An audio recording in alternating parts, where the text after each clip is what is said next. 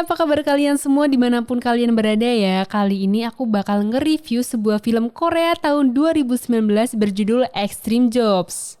Film ini tuh bergenre komedi ya, di mana film ini mengisahkan 5 orang detektif yang melakukan pekerjaan 180 derajat berbanding terbalik dengan pekerjaannya sebagai seorang polisi. Berawal dari tugas mengawasi bandar narkoba, malah jadi tukang masak dan membuka resto. Nah lo gimana tuh? Jadi langsung aja yuk siapin cemilannya.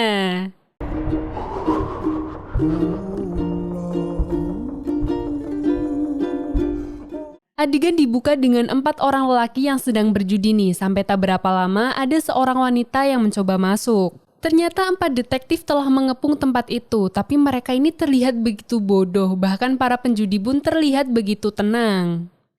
Dan satu penjudi lainnya malah menasehati nih, seharusnya aksi mereka itu jauh lebih keren seperti tim SWAT gitu. Setelah itu penjudi itu mulai kabur dan para detektif mengejarnya. Bahkan ya, kecepatan mereka berlari diejek oleh salah satu pengendara motor yang tak lain itu juga rekan detektif. Tapi dia ini tuh nggak beda jauh guys, udah berhasil jatuhin penjudinya, nggak bawa borgol, aduh, malah dia yang disetrum tuh sama penjudinya.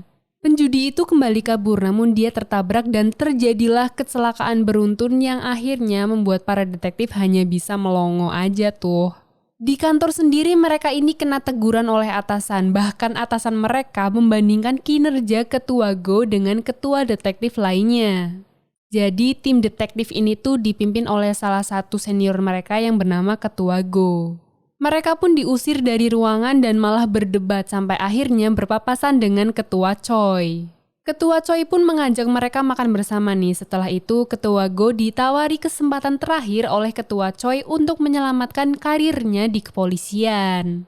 Ketua Go dan tim pun melakukan pengawasan rahasia terhadap bandar narkoba internasional bernama Limu Bay.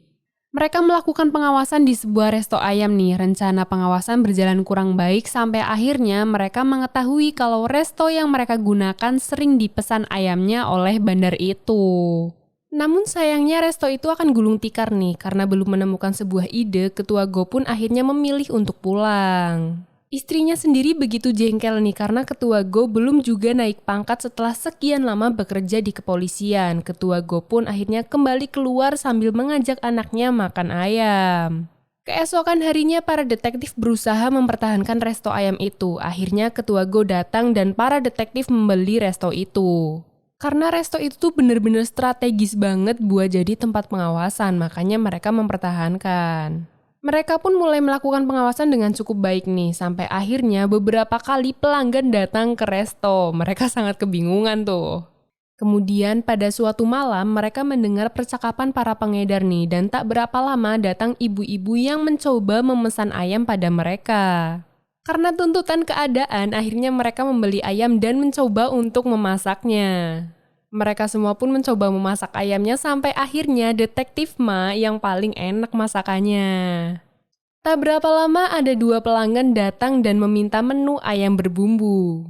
Mereka pun kebingungan nih karena tadi detektif Ma itu cuma masak ayam original.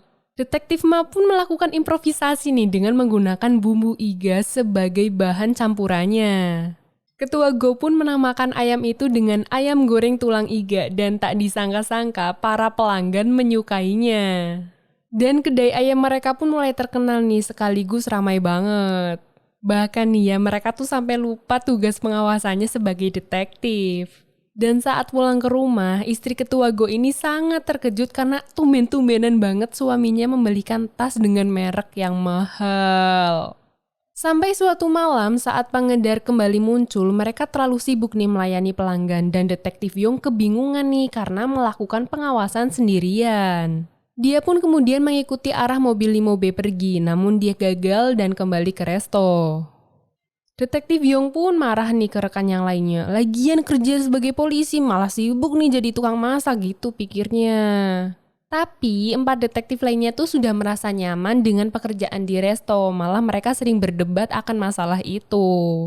Sampai suatu hari saat di kantor bersama direktur, Ketua Go ini menerima panggilan dan mereka semua langsung lari. Mereka kemudian menuju resto untuk menyiapkan pesanan yang ternyata dipesan oleh para pengedar. Pengedar maksudnya ya. Namun, diam-diam tanpa sepengetahuan mereka, ada seorang wartawan yang tengah meliput mereka dari dalam mobil.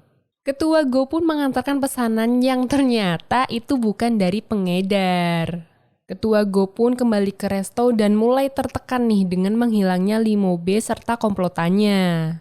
Sampai-sampai dia itu tidak sadar sudah meminum minuman yang diberi obat tidur oleh rekannya. Dalam keadaan setengah sadar, Ketua Go mengatakan teruskan saja bisnis ayamnya.